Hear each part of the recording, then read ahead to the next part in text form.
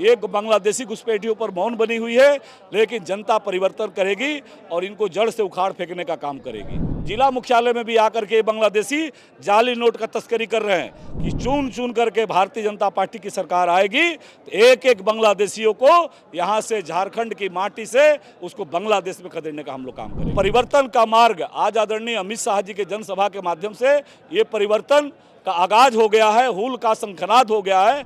यह जन सैलाब इस बात का इशारा करता है कि राज्य की जनता परिवर्तन चाहती है। विधानसभा सीट पर अमित शाह की अभी एक बड़ी रैली हुई है। इस वक्त हमारे साथ राजमहल से भारतीय जनता पार्टी के विधायक अनंत ओझा हैं। अमित शाह की आज रैली हुई और ये 3 सीटें जो है वो काफ़ी अहम है। इसमें से संताल बहुल इलाके भी हैं। किस तरह से आप देखते हैं कि इस रैली से क्या प्रभाव असर हो पाएगा? नहीं, जिस प्रकार से लोगों में उत्साह है, जो जनसैलाब आज इस रैली के माध्यम से उमड़ पड़ा, यह जनसैलाब इस बात का इशारा करता है कि राज्य की जनता परिवर्तन चाहती है और परिवर्तन का मार्ग आज आदरणीय अमित शाह जी के जनसभा के माध्यम से ये परिवर्तन का आगाज हो गया है, हुल का शंखनाद हो गया है। भोगनाडीह के उस माटी को नमन करके आदरणीय गृह मंत्री जी आए थे, जिस माटी को नमन करके वो यहाँ से गए हैं और वह माटी का आगाज करके आज आपने देखा होगा कि साहेबगंज में जिला का यहाँ राजमहल विधानसभा क्षेत्र के जनता किस प्रकार से अपने आदरणीय नेता अमित शाह जी को इस चिलचिलाती गर्मी में, इतनी भीषण गर्मी में उसमें तैयार बैठी थी।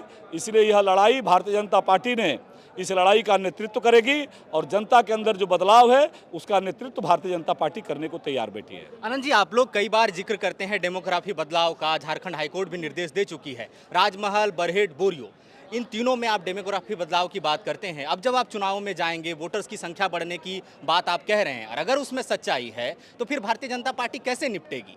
नहीं, हम तो इस बात को प्रारंभ से आपने देखा होगा कि राज्य विधानसभा के अंदर ऐसे अनेकों सवाल हमारे हैं कि विधानसभा के अंदर इस संताल पड़ना के लोगों का जो दर्द था, कैसे हमारा जल जंगल जमीन ये बांग्लादेशी घुसपैठिए छीने हैं, कैसे हमारे रोजगार पर कब्जा कर रहे हैं, कैसे हमारी माटी को नुकसान कर रहे हैं, कैसे हमारे यहाँ के अस्तित्व सांस्कृतिक अस्तित्व पर खतरा मंडरा रहा है, कैसे हमारे आंतरिक सुरक्षा के लिए खतरा बने हैं। अब तो साहेबगंज जिले में जिला मुख्यालय में भी आकर के बांग्लादेशी जाली नोट का तस्करी कर रहे हैं, जिसको पिछले सप्ताह यहाँ के लोगों ने, जनता ने पकड़ करके पुलिस के हवाले किया है।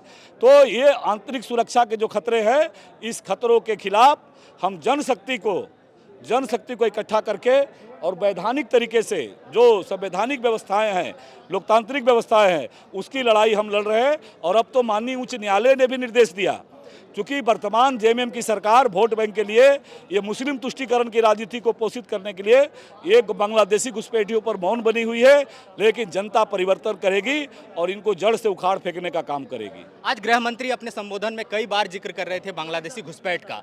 थोड़ी ही दिन पहले जो राज्य के मुख्य सचिव हैं, उन्होंने गृह मंत्रालय को चिट्ठी लिखी और उसमें उन्होंने कहा कि एक तो समन्वय बनाना होगा, दूसरा कि उन्होंने कहा कि आंतरिक सुरक्षा के लिए अगर खतरा है, इसके लिए केंद्र गृह मंत्रालय जिम्मेदार है। तो अगर कोई भी कार्रवाई हो सकती है बांग्लादेशी घुसपैठ को लेकर तो गृह मंत्रालय करेगा।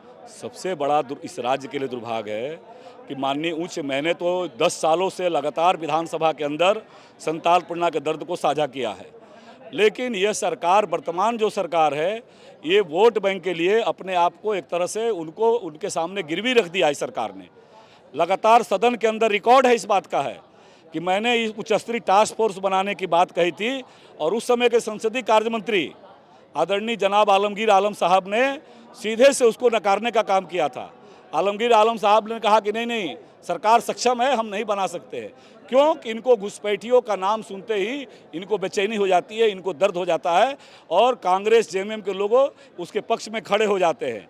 इसलिए मैं आपके माध्यम से भी मैं पुनः माननीय उच्च न्यायालय के प्रति आभार व्यक्त करता हूं कि माननीय न्यायालय ने संज्ञान लिया है और मुझे विश्वास है कि, और आज माननीय देश के गृह मंत्री जी भी ने जो कहा है कि चुन चुन करके भारतीय जनता पार्टी की सरकार आएगी तो एक एक बांग्लादेशियों को यहाँ से, झारखंड की माटी से उसको बांग्लादेश में खदेड़ने का हम लोग काम करेंगे। आनंद जी, आखिरी सवाल। 2 बातें झारखंड सरकार कहती है बांग्लादेशी घुसपैठ के आरोप पर। एक तो वो इससे इनकार करते हैं, कहते हैं कि भारतीय जनता पार्टी जो है सांप्रदायिक सद्भाव बिगाड़ कर अपना वोट बैंक बनाने के लिए ये मुद्दा उठा रही है। दूसरा वो ये कहते हैं कि अगर किसी भी स्तर पर बांग्लादेशी घुसपैठ हुआ है तो अंतर्राष्ट्रीय सीमाओं की सुरक्षा तो केंद्र सरकार के जिम्मे है। और अगर भारतीय जनता पार्टी केंद्र में होते ही आरोप लगा रही है, इसका मतलब कि जो बॉर्डर सिक्योरिटी फोर्स है, जो सीमाओं की सुरक्षा करती है, उस पर वो सवाल उठा रही है कि वो काम ठीक से नहीं कर रहे हैं। पहली बात तो ये सब विधानसभा के रिकॉर्ड में है। मैं जो बातें कह रहा हूँ पूरे ईमानदारी से कह रहा हूँ। आप भी जा कर के देख सकते हैं कि सदन के अंदर मेरा सवाल था एनआरसी की प्रक्रिया को चालू करने की मांग को लेकर के। सरकार पूरी तरह से पलायन कर गई उस पर। हमने टास्क फोर्स का मांग किया, पूरी तरह से पलायन कर गई। छद्म नागरिकता का पत्र बनाने का, वैध नागरिक प्रमाण पत्र बनाने का जो अवैध तरीका है, उसके मामले में सवाल उठाया। सरकार लिपापोती करके सीआईडी जांच के नाम पर उसको बांग्लादेश के सीमा में भेजने का काम कर दिया। सवाल ये है कि इनकी नीयत सही नहीं है। मैंने विधानसभा के बाद राज्य सरकार के पास गुहार लगाया, निर्वाचन आयोग के पास गुहार लगाया।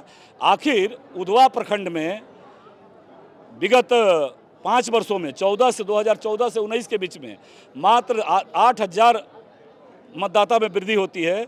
ऐसा कौन सा मशीन है कि खटाखट करके 5 वर्षों में 8,000 होता है और इनकी सरकार आते वो 8,000 से सीधे 24,000 हो जाता है। किसी विधानसभा में, किसी बूथ केंद्र में, उधवा प्रखंड, राजमहल प्रखंड में मतदाता रहते हैं 600 और 5 वर्षों के अंदर 1400 मतदाता कहाँ से बढ़ जाते हैं। अगर हिम्मत सरकार का है शासन के अधिकारियों पर, जिस प्रकार उन्होंने दबाव बनाने का काम किया है, वो जांच कराए, दूध का दूध पानी हो जाएगा। कौन बांग्लादेशी है, कैसे अवैध रूप से लोग नाम चढ़ा रहे हैं, कौन है ये लोग, कहाँ से लोग आए हैं, ये 24,000 नाम कहाँ से आ गया। इसलिए इनकी नीयत सही नहीं है। इसलिए राज्य की जनता तैयार बैठी है, संथाल पढ़ना भी तैयार बैठा है। तुष्टीकरण का जवाब, ये जो वोट जिहाद का इन्होंने खेल खेला है, उस वोट जिहाद को जनता उसी वोट के माध्यम से इनको बेनकाब करने का काम करेगी। शुक्रिया।